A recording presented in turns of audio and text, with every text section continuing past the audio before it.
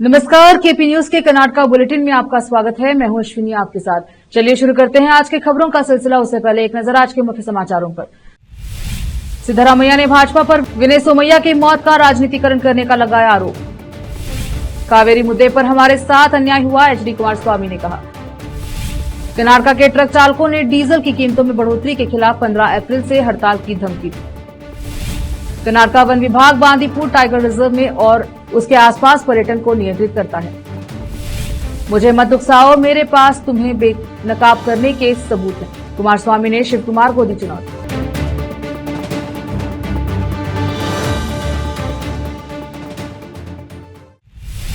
समाचारों का सिलसिला शुरू करते हुए देखते हैं समाचार विस्तार से। मुख्यमंत्री सिद्धरामैया ने भाजपा पर अपने पार्टी कार्यकर्ता विनय सोमैया की मौत का राजनीतिकरण करने का आरोप लगाया। सिद्धरामैया ने कहा कि मैं केवल इतना कह सकता हूं कि एफआईआर दर्ज हो चुकी है और जांच चल रही है। इस समय में मैं मामले की कार्यवाही में हस्तक्षेप नहीं करना चाहता, मैं कोई बयान नहीं देना चाहता। भाजपा की इस मांग पर कि एफआईआर में कांग्रेस विधायक एस पुन्नन्ना और मंतर गौड़ा का नाम शामिल किया जाए। सिद्धरामैया ने कहा कि हम भाजपा की मांगों का जवाब नहीं दे सकते। भाजपा के लोग हताश हैं और वे ऐसी बातें कर रहे हैं। वे मौत पर राजनीति कर रहे हैं, जो वे अक्सर करते हैं। केंद्रीय इस्पात मंत्री एचडी कुमारस्वामी ने मेकेदातु परियोजना पर दोहरा रुख अपनाने के लिए राज्य सरकार पर निशाना साधा। उन्होंने दुख जताया कि केंद्रीय मंत्री बनने के बाद कर्नाटका का एक भी विधायक या मंत्री उनके मेकेदातु परियोजना पर चर्चा करने के लिए नहीं मिला। बेंगलुरु में कावेरी नदी संरक्षण समिति द्वारा आयोजित कावेरी नदी जल बंटवारे पर एक कार्यशाला और सेमिनार में उन्होंने कहा, कावेरी पर हमारे साथ अन्याय हुआ है। हमारे राज्य को हमेशा पीछे रखा गया है। कई बार पड़ोसी राज्यों को हमेशा हमसे ज्यादा फायदा हुआ है। पानी से जुड़े मामलों में भी कन्नड़ लोगों में एकता नहीं है। उन्होंने कहा कि सरकार करदाताओं के पैसे से बांध बना रही है, लेकिन तमिलनाडु को पानी छोड़ रही है। उप मुख्यमंत्री डीके शिव कुमार पर कटाक्ष करते हुए उन्होंने कहा, वे पदयात्रा करते हैं और कहते हैं कि हमारा पानी हमारा अधिकार है, जबकि उनका रुख विरोधाभासी है। उन्होंने कहा, तमिलनाडु की डीएमके के साथ हमारा रिश्ता सिर्फ राजनीति तक सीमित है। हमने मेकेदातु को लेकर उनके साथ कोई राजनीतिक समझौता नहीं किया है। उन्होंने कहा, बेंगलुरु की आबादी बढ़ने के साथ ऐसा समय आ सकता है जब अगर हम केआरएस बांध से सारा पानी छोड़ भी दे तो भी यह राजधानी की पेयजल जरूरतों के लिए पर्याप्त नहीं होगा। कुमारस्वामी ने कहा कि उन्होंने चुनाव के दौरान वादा किया था कि यदि वह मांड्या से चुने जाते हैं तो वह 5 मिनट के भीतर मेकेदातु के लिए केंद्र से मंजूरी ले लेंगे और उन्होंने शिव कुमार से तमिलनाडु में अपने सहयोगी की सरकार से मंजूरी लेने को कहा।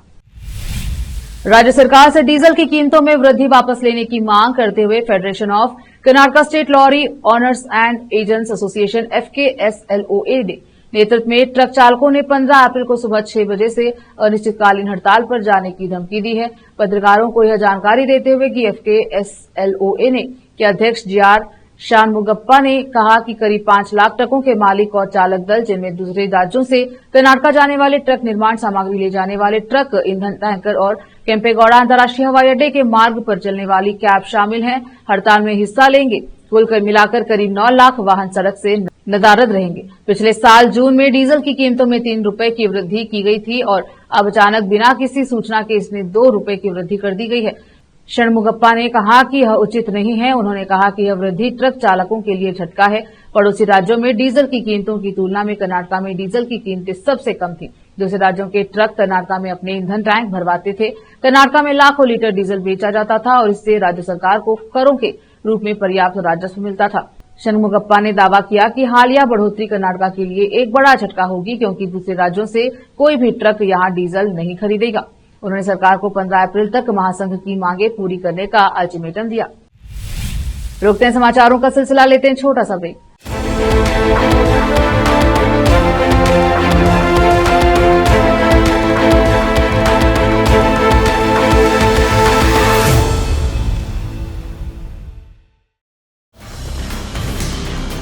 हिंदुस्तान के हर कोने में हम हैं मौजूद।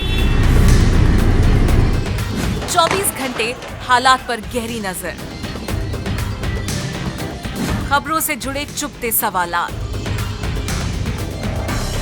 और आपको दिखाता है धार्मिक, सामाजिक, राजनीतिक,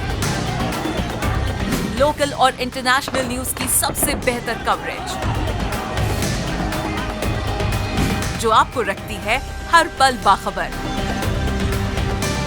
देश और दुनिया भर की खबर के लिए देखते रहें KP News 24/7। Noor education trust Bidar की ओर से चलाए जाने वाला Noor M Ed and B Ed college Bidar recognised by NCTE Delhi and affiliated to Bidar University Bidar. Admission are open for the academic year 2023-24. विशेषज्ञ और सक्षम शिक्षकों द्वारा शिक्षा प्राप्त करने के लिए नूर एमएड एंड बीएड कॉलेज में दाखिला लें और शांत वातावरण में शिक्षा प्राप्त करें। बीदर शहर में बेहतर शिक्षा का एकमात्र केंद्र Noor M Ed and B Ed college, Shahpur gate, Bidar. Phone numbers 9945283920 8482221297। Break के बाद स्वागत है आपका। देखते हैं समाचार। पर्यटन और वन भूमि के अतिक्रमण को नियंत्रित और विनियमित करने के उद्देश्य से बांदीपुर टाइगर रिजर्व के पास एक नया रिजॉर्ट, होटल या होम स्टे शुरू करने से पहले राज्य वन विभाग से अनुमति लेनी भी आवश्यक है। इसके अलावा नई संपत्ति पर्यटन और वन विभाग की कार्य योजना के अनुसार होनी चाहिए।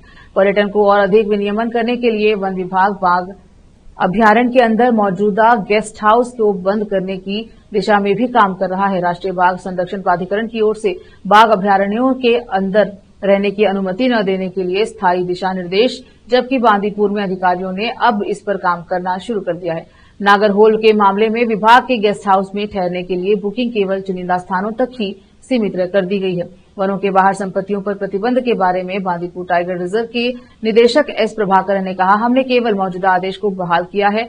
जो परिपत्र जारी किया गया है उसमें इस बात पर फिर से जोर दिया गया है कि परिचालन शुरू करने की अनुमति के लिए वन विभाग सहित उचित अनुमोदन की आवश्यकता है। साथ ही अतिक्रमित भूमि पर रहने वाले सभी लोगों को बेदखल होना होगा।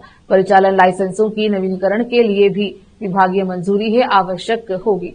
विभाग उनकी संख्या को नियंत्रित करने के लिए कोई नई अनुमति जारी न करने पर विचार कर रहा है। केंद्रीय इस्पात एवं भारी उद्योग मंत्री अजय कुमार स्वामी ने मुख्यमंत्री सिद्धरामैया और उप मुख्यमंत्री DK शिव कुमार पर निशाना साधते हुए उन्हें के गलत कामों को उजागर करने की चेतावनी दी। पूर्व सीएम ने यहां मीडिया से कहा, मेरे पास ढेरों सामग्री है, मैं सरकार से कह रहा हूं कि मुझे उकसाए नहीं। उन्होंने DCM पर निशाना साधते हुए कहा कि उनका बेल्लारी से कोई संबंध नहीं है। उनकी कितनी कंपनियां हैं, 7 फर्म। 2003 से 4 में शहरी विकास मंत्री के तौर पर उन्होंने मैसूर मिनरल्स के MD और खनन मंत्री को कितने पत्र लिखे, उन्होंने किस ग्रेड का लोहा आयसक लूटा, मेरे पास ऐसे सभी दस्तावेज सबूत हैं। केंद्रीय मंत्री ने कहा कि DCM मुझे भड़का रहे हैं, वह राजनीतिक प्रतिशोध के तहत मुझे निशाना बना रहे हैं। क्या मैं चुप रह सकता हूं? मैं उनके हर घोटाले का पर्दाफाश करूंगा। वह इन सभी घोटालों के सरगना है। इस क्षण से मैं इस सरकार के खिलाफ युद्ध की घोषणा करता हूं। उन्होंने शिव कुमार पर आरोप लगाया कि वे चेन्नई के एक व्यक्ति को 30 साल के लिए BBMP ठोस अपशिष्ट प्रबंधन का ठेका देने की कोशिश कर रहे हैं। उन्होंने आरोप लगाया कि इस योजना के तहत 15,000 करोड़ रुपए कमीशन के तौर पर प्राप्त किए जाने थे। उन्होंने कहा, जब मैंने यह मुद्दा उठाया तो उन्होंने कचरा संग्रहण के लिए 6,500 रुपए प्रति टन की दर को घटाकर 3,000 रुपए प्रति टन कर दिया। फिलहाल वक्त एक और छोटे से ब्रेक का, जल्द लौटेंगे ब्रेक के बाद। हिंदुस्तान के हर कोने में हम हैं मौजूद। 24 घंटे हालात पर गहरी नजर, खबरों से जुड़े चुपते सवालात और आपको दिखाता है धार्मिक, सामाजिक, राजनीतिक, लोकल और इंटरनेशनल न्यूज की सबसे बेहतर कवरेज, जो आपको रखती है हर पल बाखबर। देश और दुनिया भर की खबर के लिए देखते रहें KP News 24/7। ब्रेक के बाद स्वागत है आपका। देखते हैं समाचार। पशुपालन मंत्री के वेंकटेश ने कहा कि दूध की कीमतों में बढ़ोतरी के विरोध में सड़कों पर संघर्ष कर रहे विपक्षी दलों को किसानों की कोई चिंता नहीं है। जिला पंचायत के नेतृत्वती हॉल में ग्रामीण भारत में बहुउद्देशीय कृत्रिम गर्भाधान तकनीशियन मैत्री कार्यकर्ता प्रशिक्षण कार्यक्रम का उद्घाटन करने के बाद बोलते हुए उन्होंने कहा, सरकार ग्रामीण क्षेत्रों में मवेशी पालने वाले किसानों की मदद कर रही है। हाल ही में बढ़ाए गए 4 रुपए प्रति लीटर दूध के दाम को किसानों को पूरा दिया जाएगा। कर्नाटक सरकार ने केंद्र से मैत्री कार्यकर्ताओं को दी जाने वाली वित्तीय सहायता को बढ़ाकर 5,000 रुपए प्रति माह करने का आग्रह किया है। उन्होंने कहा, मैं इस संबंध में मुख्यमंत्री से भी बात करूंगा। मादा बछड़ों के जन्म को बढ़ाने के उद्देश्य से लिंग निर्दिष्ट वीर्य से कृत्रिम गर्भधान में 90% सफलता मिली है। मंत्री ने कहा कि मैत्री कार्यकर्ताओं के माध्यम से किसानों में इस बारे में जागरूकता पैदा करने की आवश्यकता है। कोडगू के कुशलनगर में शनिवार को भाजपा कार्यकर्ताओं ने अपने राज्य स्तरीय नेताओं के नेतृत्व में बड़े पैमाने पर विरोध प्रदर्शन किया। वे चाहते थे कि पुलिस कोडगू के 2 विधायकों के खिलाफ एफआईआर दर्ज करे, जिनके नाम भाजपा कार्यकर्ता विनय सोमैया द्वारा छोड़े गए मौत के नोट में दर्ज थे, जिन्होंने शुक्रवार को बेंगलुरु में आत्महत्या कर ली। 400 से ज्यादा पुलिसकर्मियों ने पहरा दिया, जबकि भाजपा के प्रदेश अध्यक्ष बीवाई विजेंद्र समेत कई भाजपा नेताओं को गिरफ्तार किया गया और बाद में रिहा कर दिया गया। विजेंद्र मैसूर कोडगू के सांसद यदुवीर वडियार और पूर्व सांसद प्रताप सिम्हा कुशलनगर सामुदायिक स्वास्थ्य केंद्र के सामने एकत्र हुए और धरने पर बैठ गए। विनय सोमैया के शव को एम्बुलेंस में लाया गया और प्रदर्शनकारियों ने सामुदायिक स्वास्थ्य केंद्र और कुशलनगर पुलिस स्टेशन के सामने कुड़के कुशलनगर रोड पर मार्च किया। उन्होंने मांग की कि पुलिस कोडगू के 2 मौजूदा विधायकों, सीएम के कानूनी सलाहकार और विराजपेट के विधायक एएस पुन्ना और मड़िकेरी के विधायक मंतरगौड़ा के खिलाफ एफआईआर दर्ज करे। विजेंद्र ने कहा, विनय सोमैया भाजपा के सक्रिय कार्यकर्ता थे। जब तक विधायकों के नाम एफआईआर में दर्ज नहीं हो जाते, हम यहां से नहीं हटेंगे। पुलिस को राजनीतिक दबाव में नहीं आना चाहिए। भाजपा नेता प्रताप सिम्हा ने शनिवार को आरोप लगाया कि पुलिस विभाग कर्नाटक के मुख्यमंत्री सिद्धरामैया के सीधे नियंत्रण में है। उन्होंने दावा किया कि भाजपा नेता विनय सोमैया आत्महत्या मामले में सिद्धरामैया का बयान स्पष्ट रूप से दर्शाता है। अधिकारी कर्नाटक के मुख्यमंत्री के इशारे पर काम कर रहे हैं। इससे पहले सिद्धरामैया ने कहा था कि कांग्रेस विधायक एएस पोन्ना और डॉक्टर मंतरगौड़ा का नाम भाजपा नेता सोमैया आत्महत्या मामले में शामिल नहीं किया जा सकता। अंतर्राष्ट्रीय और घरेलू बाजारों में कॉफी की बढ़ती मांग का लाभ उठाते हुए भारतीय कॉफी बोर्ड देश में कॉफी बागान की अंतर्गत क्षेत्रफल बढ़ाने के लिए काम कर रहा है। दिलचस्प बात यह है कि बोर्ड के साथ काम करने वाले शोधकर्ताओं, अधिकारियों और विशेषज्ञों ने पाया है कि सुपारी के पेड़ों के नीचे की जगह भी कॉफी की खेती के लिए अनुकूल है। वे बताते हैं कि सुपारी की खेती सिर्फ दक्षिण भारत में ही नहीं बल्कि पूर्वोत्तर भारत में भी बढ़ रही है, जहां कॉफी उगाई जा सकती है। एक विस्तृत परियोजना प्रस्ताव तैयार किया गया है। उसे मंजूरी के लिए वाणिज्य और उद्योग मंत्रालय के समक्ष रखा गया। बोर्ड के सूत्रों ने टीएनआईआई को बताया कि तैयार की जा रही कार्य योजना में एक पहलू कॉफी बागान का क्षेत्रफल बढ़ाना भी है। बोर्ड पूर्वोत्तर, ओडिशा, महाराष्ट्र, तेलंगाना, आंध्र प्रदेश और कर्नाटक में विस्तार पर विचार कर रहा है। भारत में 4.4 लाख हेक्टेयर भूमि पर कॉफी की खेती होती है और इसका लगभग 50% हिस्सा यानी 2.2 लाख हेक्टेयर अकेले कर्नाटक में उगाया जाता है। बोर्ड के अनुसार हालांकि कर्नाटक में कॉफी की खेती का क्षेत्र संतृप्त है, लेकिन दक्षिण कन्नड़ के मंगलूर और पुत्तूर में कुछ नए स्थानों की पहचान की गई है जहां कॉफी उगाई जा सकती है। फिर से एक नजर आज के मुख्य समाचारों पर। सिद्धरामैया ने भाजपा पर विनय सोमैया की मौत का राजनीतिकरण करने का लगाया आरोप। कावेरी मुद्दे पर हमारे साथ अन्याय हुआ, एचडी कुमारस्वामी ने कहा। कर्नाटक के ट्रक चालकों ने डीजल की कीमतों में बढ़ोतरी के खिलाफ 15 अप्रैल से हड़ताल की धमकी दी। कर्नाटक वन विभाग बांदीपुर टाइगर रिजर्व में और उसके आसपास पर्यटन को नियंत्रित करता है। मुझे मत उकसाओ, मेरे पास तुम्हें बेनकाब करने के सबूत हैं। कुमारस्वामी ने शिव कुमार को दी चुनौती।